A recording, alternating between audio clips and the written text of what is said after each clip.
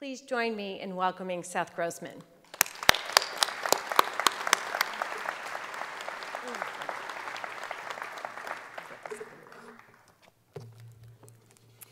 Thank you, Amy, for that very kind introduction, and congratulations to all the graduates.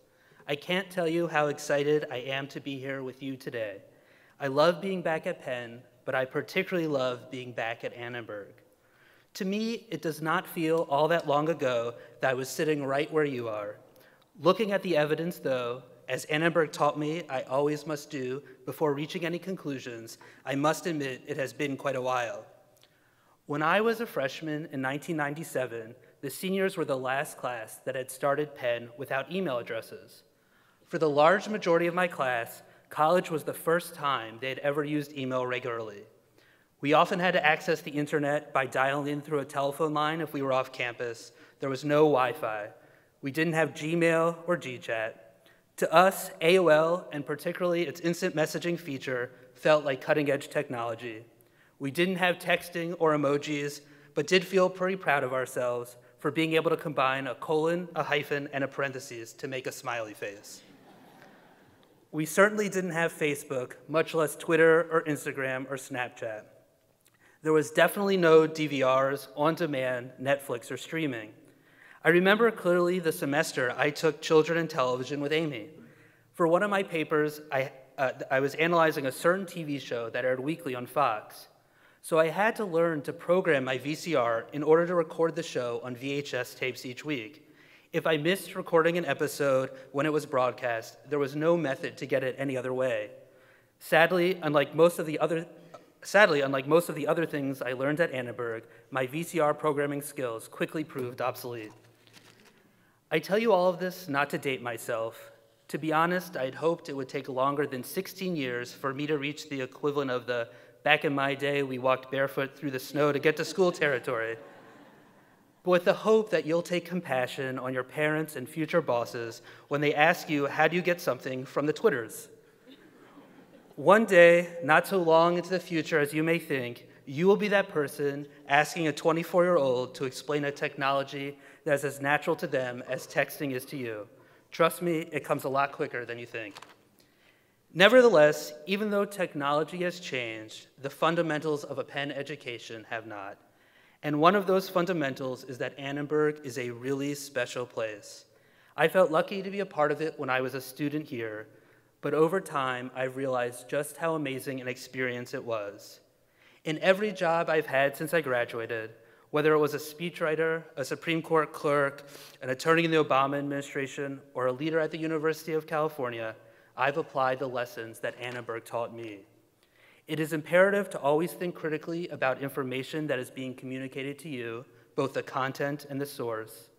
Sometimes the medium matters just as much as the message, and nothing succeeds without effective communication. Although all of these lessons are critical, I want to focus today on one that I learned while a student at Annenberg that has been critical to me since I graduated: the need to be an entrepreneur for yourself in your career. To me, this approach has three parts. First and foremost, like all good entrepreneurs, you need to find people to invest in you. In this context, that means finding mentors that invested in you and your success and can provide the guidance, sounding board, support, and connection to larger networks that will be critical to your career. During my time at Annenberg, I was fortunate to find several mentors. Amy Jordan and David Eisenhower both provided excellent guidance as I was making the early decisions that shaped my career. Should I go to law school? And if I did, should I go directly or take time off? When I was deciding where to go to law school in the spring of my senior year, another Annenberg mentor, Al Hunt, played a critical role. Torn between two schools, I asked Al if he had any advice for me. Al said he didn't, but he had a friend who was just the person to provide guidance on my decision. Now, Al being Al, of course his friend was the former Solicitor General of the United States. Al introduced the two of us, and my conversation with Al's friend provided critical insight that helped me to make the decision where to go to law school, a decision that ended up playing a huge role in my career trajectory. This shows one reason why having good mentors is crucial. Not only can they provide excellent guidance and support, but they often have large networks that they can connect you with. The other thing to remember about mentors, they will not always be people much older than you. Sometimes the most important mentors are your peers or near peers. After I graduated from law school, I had the great fortune to clerk for 3 of the nation's top judges, including Supreme Court Justice Stephen Breyer. While all 3 judges have been amazing mentors over the years, their other clerks, many not much older than I am, have been one of my most valuable sources of career guidance and support. Much like most startups need early financial investment to succeed, the secret to most successful careers is the support of mentors along the way. They will help you navigate your career field. They will serve as sounding boards to bounce ideas off of. They will connect you to opportunities you may not have otherwise encountered. And perhaps most importantly, they will give you a push when you may be feeling discouraged or stuck. So be out on the lookout for those mentors. And when you have experienced career success, be sure to serve as a mentor yourself. Second, as an entrepreneur for yourself, you need to have a plan for your career, but be prepared for things to not go as you expect. The greatest opportunities may be ones you could never anticipate sitting here now, or even a few years before they present themselves. Silicon Valley is full of very successful companies that began as something completely different.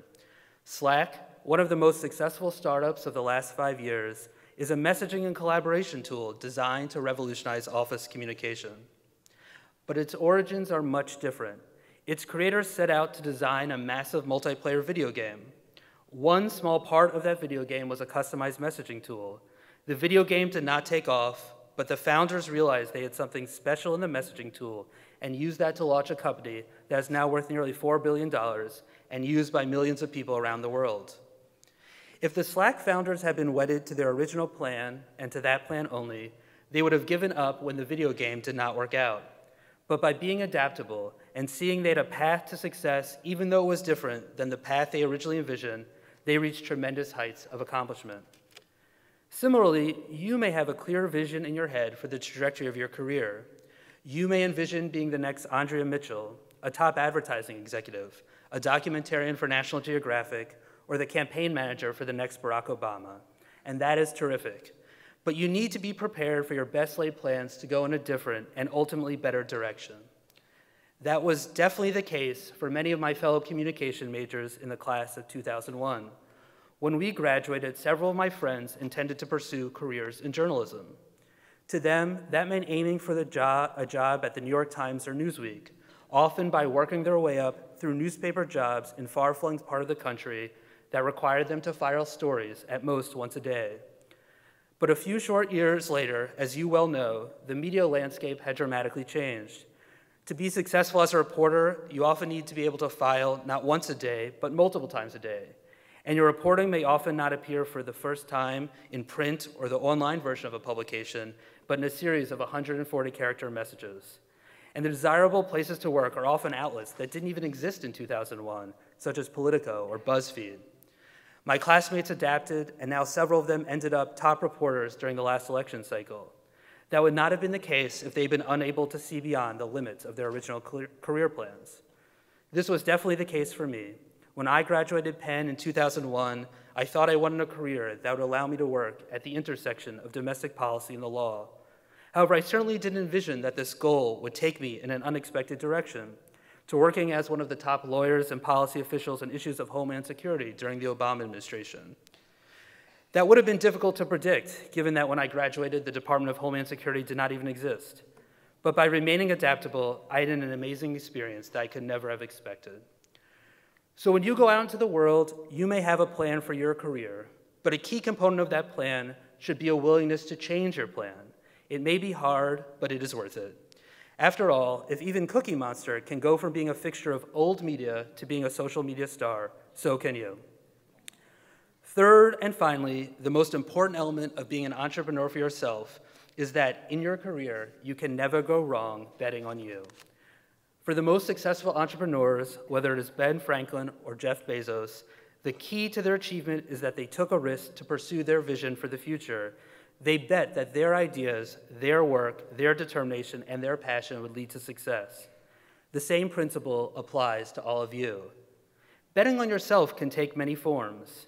It could mean leaving a safe but unexciting job at an established firm to join a new, untested company that you believe is going to revolutionize your industry.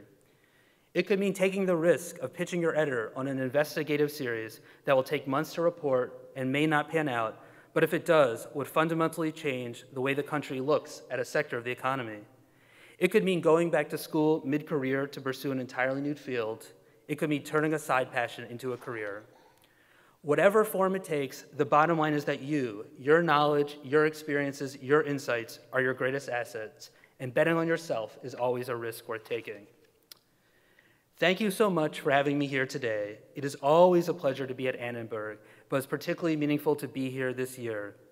It was 40 years ago that the leadership at Annenberg established the undergraduate communications major. I am deeply grateful they took that step, and I know that all of you on stage are as well.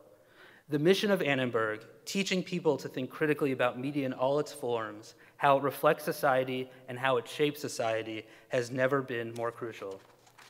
And most importantly, congratulations to the graduates. You should be very proud of what you accomplished and all that lies before you. In the immortal words of that great 1980s one-hit wonder, your future is so bright, you gotta wear shades. Thank you.